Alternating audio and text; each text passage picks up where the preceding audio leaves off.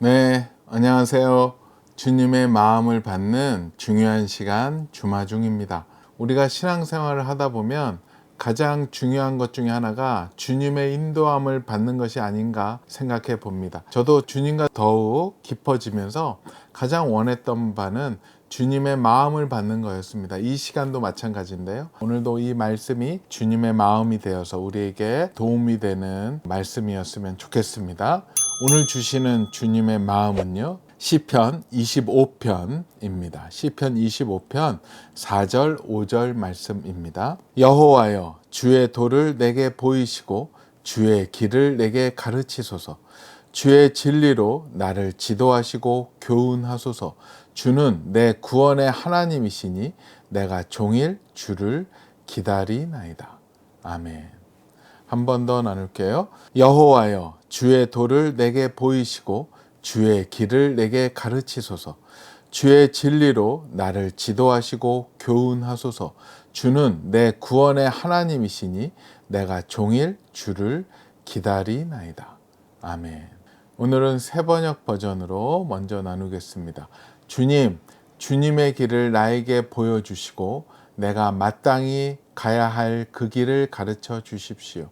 주님은 내 구원의 하나님이시니 주님의 진리로 나를 지도하시고 가르쳐 주십시오.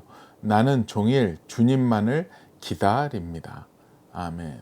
쉬운 성경 버전입니다. 여호와여, 주의 길을 보여주시고 내가 가야 할 길을 가르쳐 주소서. 주의 진리를 따라 나를 인도하시고 가르쳐 주소서. 왜냐하면 주님은 나를 구원하시는 하나님이시기 때문입니다. 내가 종일토록 주님을 믿고 바라봅니다. 아멘. 오늘 이 말씀과 함께 보면 또 좋은 책이 있어서 나눕니다. 우리 분당에서 만나교회를 담임하고 계시는 김병삼 목사님의 하나님의 마음 알기라는 책이 나와서 그 책 안에서 좋은 내용을 나누려고 합니다. 이 책 안에 하나님의 마음이 다 들어가 있으니까는요, 여러분들 한번 보시면 많이 도움이 되실 거고 하나님의 마음을 따라가는데 좋은 나침판이 되는 책이 되지 않을까 생각해 봅니다. 오늘 글의 제목은요, 주님이 길을 가르쳐 주시는 방법. 몇 년 전 한동대에서 설교를 부탁받아 나름대로 열심히 준비해 갔습니다. 그런데 예배를 드리는 동안 성령께서 제 마음에 계속해서 그 준비한 말씀이 적절하지 않다는 음성을 주셨습니다. 이렇게 원고를 시간 맞춰서 준비해 왔는데 적절하지 않으면 어떡합니까? 저는 이제 곧 소개받고 강단에 올라야 하는데요. 이 말씀이 저 아이들에게 적절하지 않다. 고민하던 중에 그 즈음 읽었던 후안 카를로스 오리티즈 목사님의 책 내용이 생각났습니다. 후안 목사님이 어느 예배 시간에 설교하려고 준비할 때 성령님이 너무도 강력하게 후안, 오늘 내가 설교하지 마라 라고 말씀하셨답니다. 목사님은 그 예배가 라디오 생방송으로 나가고 있어서 난처했지만 성령님이 다시 한번 강력하게 말씀하시니 결국 순종하기로 하고 강단에 나와 오늘 말씀은 서로 사랑하라입니다 하고는 그냥 내려갔습니다. 그런데 그 예배 중에 놀라운 일이 일어납니다. 이 일화를 소개하며 목사님은 여러분은 말씀을 듣는 자입니까? 말씀을 행하는 자입니까? 라고 질문을 던졌고 저도 그 말에 도전을 받고 있었는데 이날 성령께서 제게도 계속 강하게 말씀하시니 순종해야겠다는 생각이 들었습니다. 그 책을 읽지 않았더라면 그렇게 순종하지 못했을 것입니다. 하나님의 인도하심을 따라 주시는 말씀대로 설교하겠다고 결심하고 설교 원고 없이 마이크만 들고 강단에 올라갔습니다. 그리고 설교를 시작했는데 속에서부터 아주 놀라운 체험을 하게 되었습니다. 저는 설교를 참 많이 하는데 그때 처음으로 제가 아주 강력하게 하나님의 손에 붙잡혀 사용되고 있다는 느낌을 들었습니다. 그리고 깨달았습니다. 아, 하나님은 나의 준비로 일하시는 분이 아니라 하나님이 필요할 때 나를 쓰시는 분이구나. 저는 설교를 철저하게 준비하는 타입이지만 그때부터는 준비된 설교 원고를 놓고 늘 하나님, 제가 준비했지만 저의 준비가 아니라 하나님께서 저를 쓰실 수 있도록 제가 내려놓겠습니다 라는 기도를 하게 되었습니다. 이 말을 준비할 필요가 없라고 잘못 받아들이면 안 됩니다. 오히려 그 반대입니다. 철저하게 준비하지 않는 사람은 하나님이 그 준비한 것을 쓰시는지 안 쓰시는지 절대로 알 수 없습니다. 이것은 경험을 통해서만 알 수 있으며 그 경험은 철저하게 준비된 자들의 몫입니다. 믿음을 가지고 살아가는 것, 하나님의 음성을 기다리는 것은 우리의 삶을 무기력하게 만드는 것이 아닙니다. 내가 하나님의 말씀을 듣기 때문에 하나님이 알아서 하세요 하면서 삶의 모든 것을 놔버리는 게 아닙니다. 오히려 내게 주어진 인생을 최선을 다해 살아가면서 하나님의 음성을 들을 준비가 되어 있을 때 그 삶의 현장 한가운데서 하나님이 말씀하십니다. 그리고 그 말씀에 순종하기 시작할 때 그것을 통해 일어나는 놀라운 경험을 하게 됩니다. 그때 말씀의 역사가 일어나는 것입니다. 오늘도 하나님은 우리 각 사람에게 말씀하기를 원하십니다. 신실하신 하나님의 음성을 들으십시오. 내 삶이 하나님의 사람으로서 온전해지고 나아가 내 교회와 가정이 온전하게 될 것입니다. 그러면 이 땅이 온전하게 될 것입니다. 하나님께서 내 삶에 이렇게 역사하셨고 내가 순종함으로 하나님께서 일하셨어. 이러한 삶의 이야기를 간증이라고 부릅니다. 예배는 이러한 간증을 가진 사람들이 모여서 믿음의 이야기를 나누는 현장입니다. 저는 당신의 삶에 당신의 가정과 교회에 그 간증이 가득하기를 바랍니다. 아멘. 서두에도 말씀드렸지만 저도 예수님을 제대로 믿고 이제 나아갈 때 가장 저에게 필요했던 은사가 바로 주님의 마음 받기였습니다.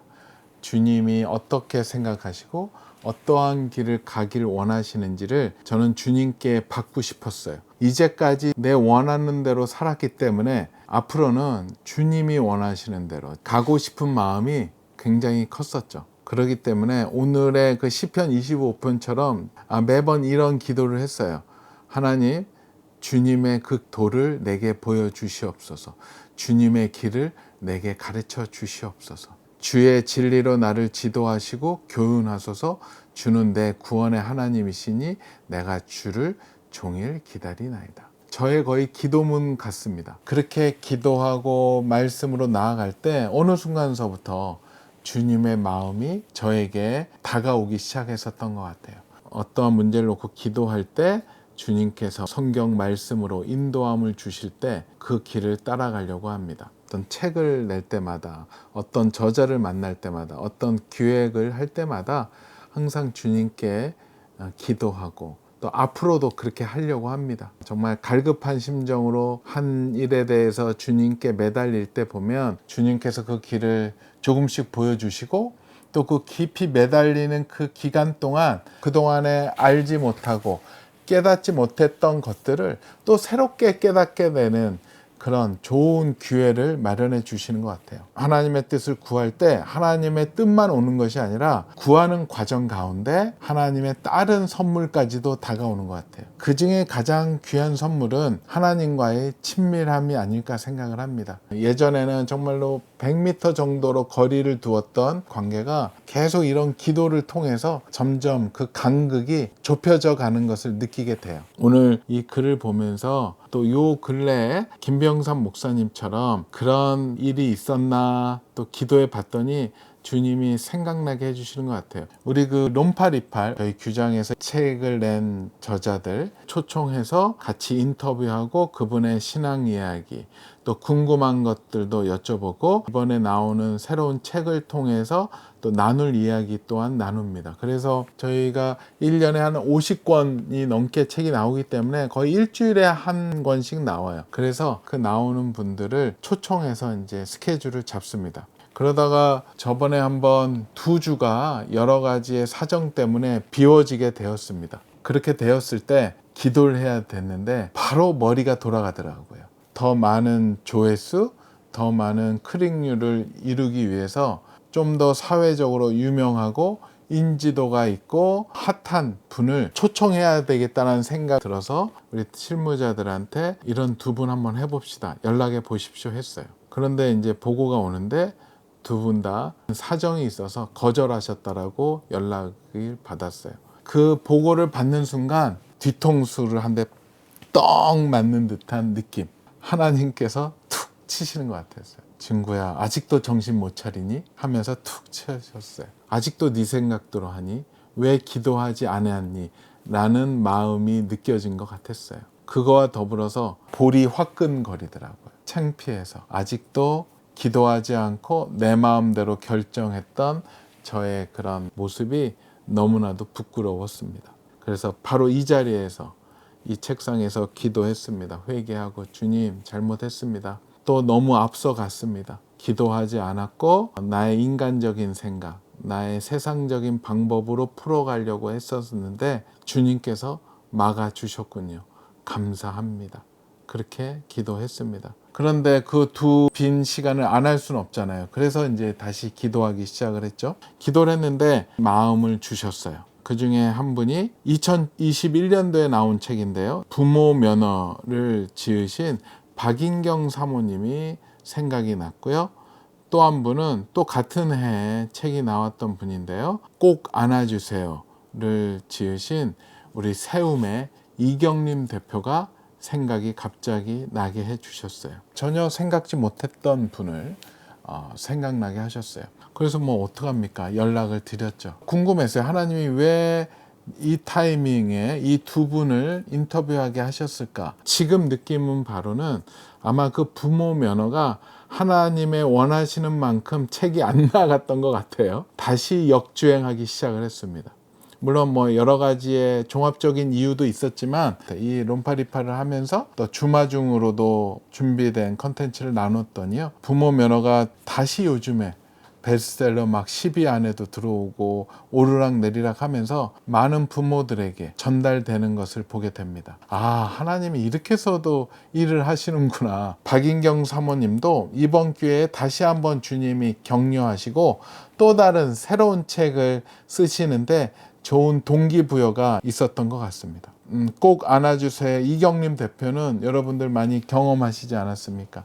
그분이 연락을 했을 때 이분의 상황은 이제 새롭게 이전을 해야 되는데 재정이 한 6천만 원이 모자랐죠. 아이들과 있어야 될 공간이. 그래서 그 얘기를 롬파리팔과 주마중에 나누었더니 그 한 일주일 내로 집중적으로 방송을 들었던 분들이 기도하시고 주님의 마음을 나눠주셨는데요. 그 세움으로 한 2억 4천만 원 정도가 최종적으로 후원이 되어서 정말로 넉넉하게 생각지 못했던 공간까지도 아이들을 위한 공간과 옥상의 또 그런 조경까지도 함께 도와주는 또 세워주는 그 옥상의 조경은요. 또 우리 주마중을 애청하시는 분이 이 사연을 듣고 직접 연락이 오셨대요. 우리 김담비 후원자님이 원래 이런 조경 일을 좀 하시는 것 같아요. 그래서 직접 여기를 꾸며주고 싶다라고 하셔서 봉사로 섬겨주신다라고 해주셨습니다. 너무나도 감사합니다. 우리 후원자님. 며칠 전에 우리 이경린 대표님한테 연락이 왔어요. 새롭게 이제 그 공간에 그 사진과 더불어서 사진 몇 가지 같이 공유하겠습니다. 어떻게 이쁘게 바뀌었는지. 그리고 또 새롭게 이제 입주하면서 거기에서 우리 함께 다 같이 감사 예배를 드리려고 하는데요. 우리 주마중 식구들도 또 초대하셨습니다. 그 보내주신 편지를 잠깐 중간에 읽어 드릴게요. 우리 그 이경림 대표님이 보내신 편지입니다. 롬파리팔 주마중 식구들에게 할렐루야 6월 1일 토요일 오후 저는 새로운 세움 사무실에 앉아 있습니다. 5월 30일 이사를 하였고 아직 짐 정리는 다 못했지만 오늘 4층에 아담하고 따뜻하게 꾸며진 상담실에서 아이들과 양육자분이 오셔서 여러분이 만들어 주신 공간에서 첫 상담을 하였습니다. 상담을 끝내고 나온 초등학교 4학년 남자친구와 같이 김밥을 먹으면서 새로 이사 온 곳이 좋으냐고 물어보았더니 수줍은 듯 배시시 웃으면서 좋아요라고 말하더군요. 어떤 것이 좋아요? 라고 물었더니 집에서 가까워서 좋다고, 남산 걸어 올라오는데 힘들었는데 이곳은 그렇지 않아서 좋다고 하였습니다. 이렇게 새로운 공간을 부모의 범죄로 상한 마음의 회복과 나눔, 기쁨의 공간으로 주마중 식구들의 기도와 후원 덕분에 시작되었습니다. 공간을 새롭게 섬겨주신 집사님께서는 주마중 영상을 공사하시는 분들에게도 다 공유하시고 기도로 공사를 진행해 주셨습니다. 이렇게 세움, 기쁨의 공간은 주마중 식구들의 기도와 공사해 주시는 분들까지도 기도로 하나하나 채워지고 칠해지고 입혀졌습니다. 할렐루야. 4월 1일 롬파리팔 방영된 이후 지난 2달의 시간의 모든 과정은 저에게 세움 동료들에게 놀라움과 감사의 시간이었습니다. 하나님께서 얼마나 우리 세움 아이들을 사랑하시는지 목도하는 시간이었습니다. 더 겸손히 두렵고 떨리는 마음으로 가장 작은 자를, 수용자 자녀를 향한 눈길, 마음을 두겠습니다. 기억하고 이 공간을 통해서 주님이 이루어 가실 일을 기대하겠습니다. 주마중 식구들의 기도 덕분입니다. 감사합니다. 6월 19일 집들이 감사 예배에 주마중 식구들을 모두 초대합니다. 함께 오셔서 주님께 영광 올리는 시간 가졌으면 좋겠습니다. 주소는 그 아래에 표시하겠습니다. 그리고 그 시간이 돼서 다시 한번 알리는 시간도 가지려고 합니다. 주님이 이끄시는 대로, 주님이 말씀하시는 대로 순종했을 때 하나님은 전혀 우리가 예상치 못한 일로 이끌어 가시고 그 일을 하십니다. 마지막으로 우리 김병삼 목사님이 말씀하신 그 글에서 같이 나누고 싶어요. 오늘도 하나님은 우리 각 사람에게 말씀하시기를 원하십니다. 신실하신 하나님의 음성을 들으십시오. 그러면 내 삶이 하나님의 사람으로서 온전해지고 나아가 내 교회와 가정이 온전하게 될 것입니다. 그러면 이 땅이 온전하게 될 것입니다. 와, 하나님께서 내 삶에 이렇게 역사하셨고 내가 순종함으로 하나님께서 일하셨어. 이러한 삶의 이야기를 간증이라고 부릅니다. 이러한 삶의 간증이 우리 모두에게 일어나고 나누어지는 귀한 하루가 되었으면 좋겠습니다. 오늘 말씀 한 번 더 나누겠습니다. 여호와여, 주의 도를 내게 보이시고 주의 길을 내게 가르치소서. 주의 진리로 나를 지도하시고 교훈하소서. 주는 내 구원의 하나님이시니 내가 종일 주를 기다리나이다. 아멘. 같이 기도하겠습니다. 오 주님 감사합니다. 주님 감사합니다. 주님 앞에 오늘도 기도합니다. 주님의 길을 보여달라고, 주님과 함께 가야 될 그 길을 보여달라고, 우리를 인도해 달라고, 가르쳐 달라고 기도합니다. 그리고 믿고 기다리겠습니다. 주님의 마음을, 주님의 음성을 듣는 저희에게 허락하여 주시옵소서. 듣는 데서 멈추는 게 아니라 그 들은 말씀을 가지고 행하는, 믿음으로 행하는 하나님의 백성으로 세워 주시옵소서. 감사하며 거룩하신 예수 그리스도 이름으로 기도합니다. 아멘. 그래요. 우리가 매 순간 실수하지 말고 주님께 먼저 구하고 마음을 받고 음성을 듣는 우리 모두가 되었으면 좋겠고요. 문제는 거기서 끝나면 절대 안 됩니다. 그러면 머리만 커지는 그리스도인이 됩니다. 그 받았다면 이제 그것을 어떤 것이라도, 우리가 창피한 걸 수도 있고 도저히 말도 안 되는 상황일 수도 있고 이해되지 않는 상황이지만 주님의 마음이 확실하다면 믿음으로 선포하고 실행하십시오. 순종하십시오. 순종한 자리에 하나님의 영광이 나타납니다. 오늘도 블레싱.